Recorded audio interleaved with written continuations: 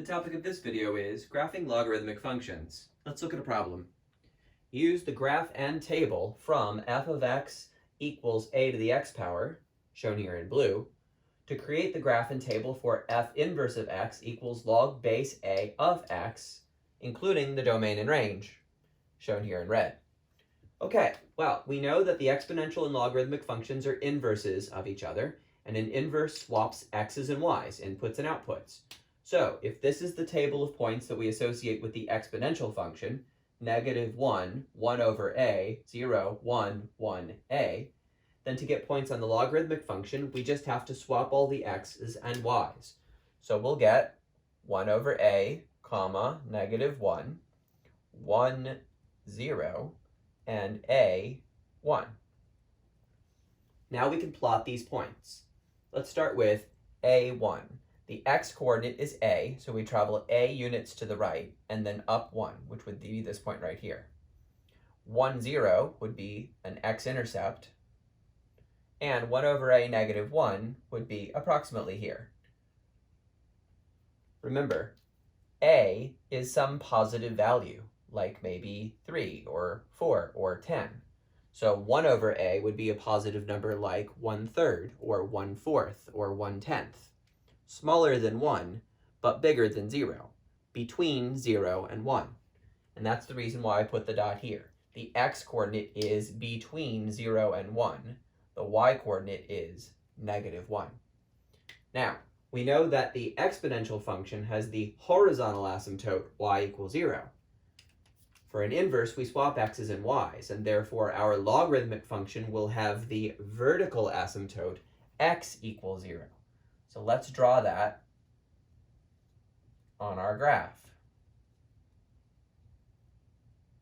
This tells us that the red dots should be connected in such a way that they approach this vertical asymptote. So we get the following picture for the graph of the logarithmic function.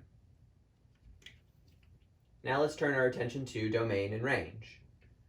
Another facet of inverse functions is that the domain of a function tells me the range of its inverse, and the range of a function tells me the domain of its inverse. So, using this idea, the domain of the exponential function, all real numbers, tells me the range of the logarithmic function, all real numbers. The range of the exponential function, all positive numbers, tells me the domain of the logarithmic function, all positive numbers, which as an interval is parenthesis 0, comma, infinity, close parenthesis. This tells us something very important. The domain of this function right here is 0 to infinity, positive numbers, which means that the argument, the thing that you're taking the log of, must be a positive real number.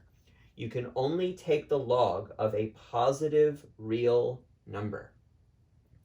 Now, once we have this template for the graph of a logarithmic function, we can create the graph of any logarithmic function regardless of the number that is sitting here. As a very quick example, let us assume for the sake of argument that someone wanted us to create the graph of log base 4 of x. Well, we just have to change every a to a 4. So this a becomes a 4, and this a becomes a 4, and this a becomes a 4, and this a becomes a 4, and this a becomes a 4.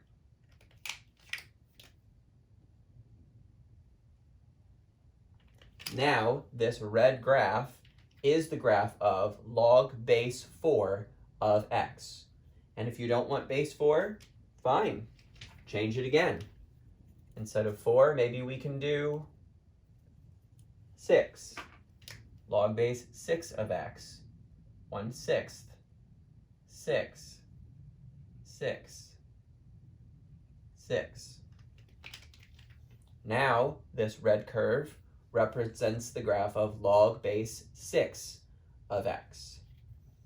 The only thing that we might want to adjust about our graph is the distance from here to here. Obviously, the distance from 1 to 4 is not the same as the distance from 1 to 6, so maybe we want to move this over just a little bit to indicate that 6 is a larger value, but the idea is solid. This is a very quick and easy way to create graphs of logarithmic functions.